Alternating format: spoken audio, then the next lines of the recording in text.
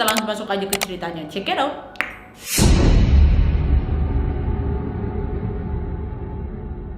Oke, jadi proyek pembangunan kampus ini dilaksanakan di kota dengan inisial K pada tahun 2016 lalu, tepatnya di bagian Institut Ilmu Kesehatan Kota K.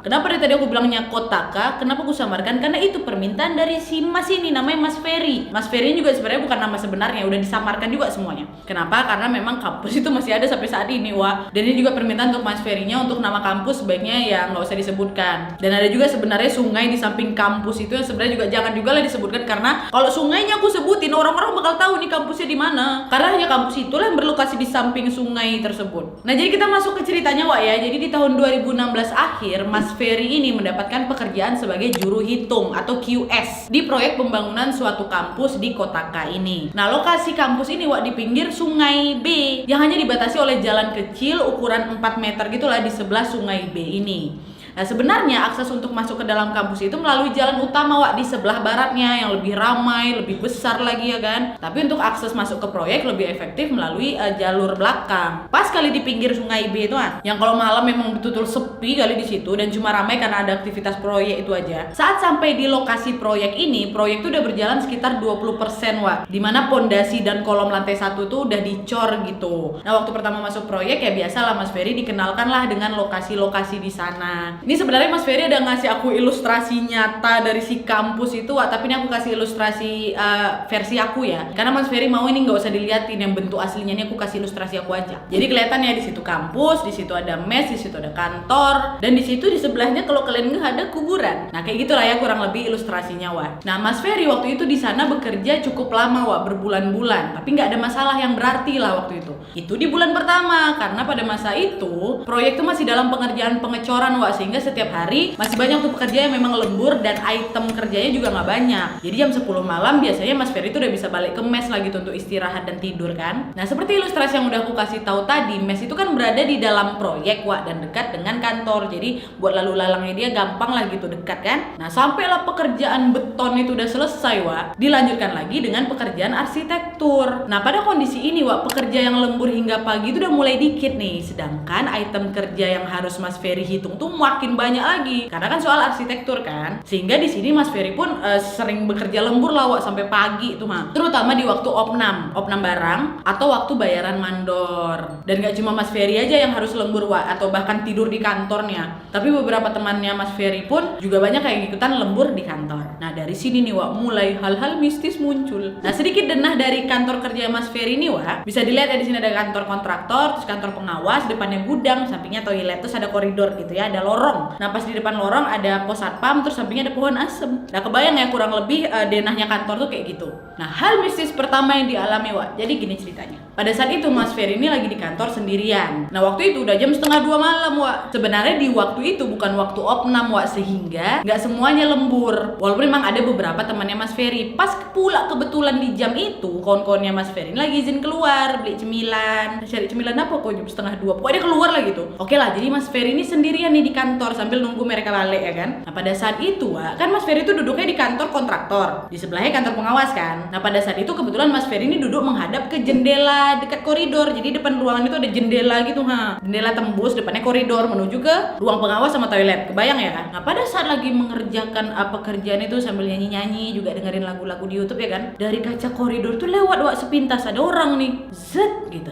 Ya, nampak Mas Ferry dia lewat masuk ke ruang pengawas pas di sebelah ruangan dia itu. Lalu dari ruang pengawas tersebut terdengar ada suara meja digeser-geser, Wak. Kedengeran nih sama Mas Ferry. Oh, ternyata itu si pengawas ya yang mungkin tadi lewat nih, namanya Pak Martin. Dan mungkin dia dari keluar terus dia masuk lagi lah ambil barang lagi ke kantornya mungkin gitu. Nah, adalah tuh kan gak lama kemudian Mas Ferry mau masuk ke toilet, Wak, mau buang air kecil. Yang tentu saja keluar ruangan dia harus lewat dong ruang pengawas ya kan. Nah, waktu ngelewatin ruang pengawas itu, Wak, sepintas Mas Ferry ini ada ngeliat dari kaca ruang pengawas itu ada orang di depan layar komputer. Wajahnya nggak kelihatan karena ketutupan monitor, Wak. Dan pintu dari ruang pengawas itu tertutup rapat. Nah, mikir Mas Ferry, oh mungkin Pak Martin lagi ada tugas mendadak kali ya, katanya. Yaudahlah, pikirlah dia masuk dalam toilet buang air kecil ya. Gak ada tuh hal-hal mistis yang dialaminya, Wak. Udah selesai, habis itu dia balik lagi nih keluar ya kan, masuk lagi dalam ruangan dia. Pas baru mau melewati ruangan koridor itu atau lorong itu, tiba-tiba lampu koridor mati, Wak. Karena sendirian ya otomatis Mas Ferry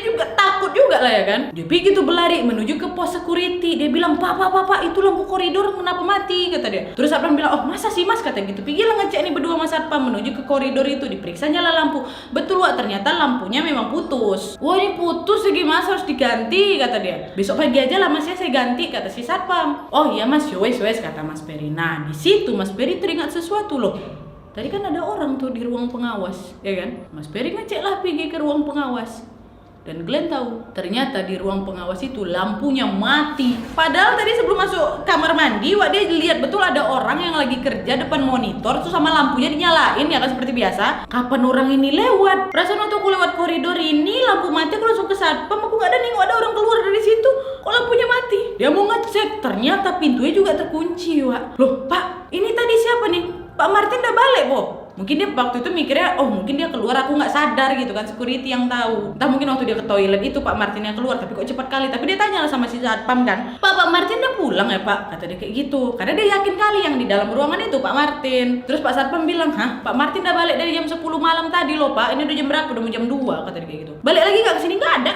Mas lah yang dalam sini sendirian, kata satpam. Nah ketika Mas Peri dengar itu ucapan si satpam, dia bilang, enggak mas, tadi saya lihat ada orang bekerja di depan monitor. Nggak ada mas, cuma mas aja. Saya nggak tidur, saya lihat kok siapa yang lalu lalang. Cuma mas aja sama teman-teman mas yang tadi, nggak ada lagi yang masuk setelah itu. Oh ya sudah mas, saya sekarang takut. Mas tolong temani saya di dalam ruangan, saya kerjain pekerjaan saya dikit lagi, kita sambil nonton TV sama YouTubean ya, kata dia. Takutan dia. Udahlah itu, entah siapa tuh yang dia tengok tuh di depan monitor dengan perawakan Pak Martin itu. Nah terus besok paginya Mas Peri ini tanyalah kan sama Pak Martin untuk memastikan lagi nih ya, Pak, Bapak kemarin pergi ke kantor kan? Iya saya pergi ke kantor. Bapak baliknya jam 1-an kan? Enggak, jam 10 saya udah pulang, saya nggak ada lagi balik-balik loh Peri, kata Pak Martin. Kenapa emangnya? Pak, biar Bapak tahu ya, jadi gini.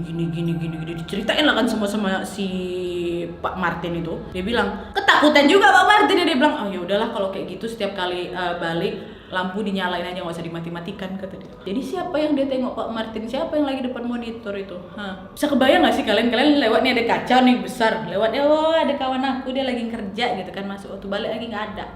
Jam 2 malam, setengah 2 ding. Itu yang pertama Wak. Yang keduanya, nah di lain waktu Wak, waktu itu Mas Peri ini ya seperti biasa lembur lah di atas jam 10 malam sama satu kawan dia namanya Aji. Karena mereka berdua ini besoknya harus setor hitungan opnam. Terus sekitar jam 12 malam Wak, datang lagi nih dua kawannya Mas Peri, namanya si Apin sama Pak D. Pak D ini seniornya mereka. Nah Mas Peri sama Aji sibuk lah itu kan lembur sampai jam 2 malam tuh buat kejar hitungan opnam mereka itulah, sampai jam 2 malam lagi nih. Sedangkan si Apin sama si Pak D ini Wak, mereka ngobrol urusan percintaan lah gitu, tapi ngawanin mereka lembur di ruangan itu. Karena mereka udah paham kali setiap jam 2 sampai jam 4 pasti sering muncul gangguan mistis. Maka Mas Peri bilang, weh udah yuk, udah cukup kerjanya, mari kita tidur saja, kata Mas Peri kan. Nah karena waktu itu mereka malas balik lagi ke mes Wak, maka mereka berempat ini memutuskan untuk udah tidur di kantor aja lah yuk, kata dia. Kebetulan pula di kantor mereka tuh ada satu kasur yang lumayan besar lah gitu, yang berada di tempat sholat. Nah karena badan mereka ini gemuk-gemuk, Mas Ferry yang pada saat itu merasa paling muda ya milih tidur, ya udah saya nggak apa-apa, saya tidur di atas meja aja lah, kata dia. Entah kenapa milih tidur di atas meja, mungkin mejanya besar kali ya. Nah meja ini berada di dekat kasur mereka itu. Biarlah mereka yang tidur di kasur, aku di atas meja gitu, pikir Mas Ferry. Dah lah Wak, Ferry tidur lah gitu kan dengan posisi mukanya ini kayak ditutup bandana yang tipis, jadi agak menerawang, agak bisa ngelihat lah gitu, nggak yang gelap kali bandana dia ini. Dan supaya mungkin lebih nyenyak kan tidurnya ditutup lagi tuh tidur. Dah. Nah ternyata 3 orang kawannya si Apin, Aji sama Pak D itu nggak langsung tidur. Mereka melanjutkan lagi nih cerita-cerita soal percintaan. Masuklah ke pembahasan soal pelet cewek kotaka ini. Bahas-bahas soal pelet Wak, mereka jampi-jampi. Kenapa? Karena ternyata si Apin kawannya ini sedang ada masalah asmara dengan wanita penjaga warung di dekat Sungai B itu. Nah wanita ini lebih tua pula Wak dibanding si Apin. Karena itulah Pak D mewanti-wanti si Apin ini biar hati-hati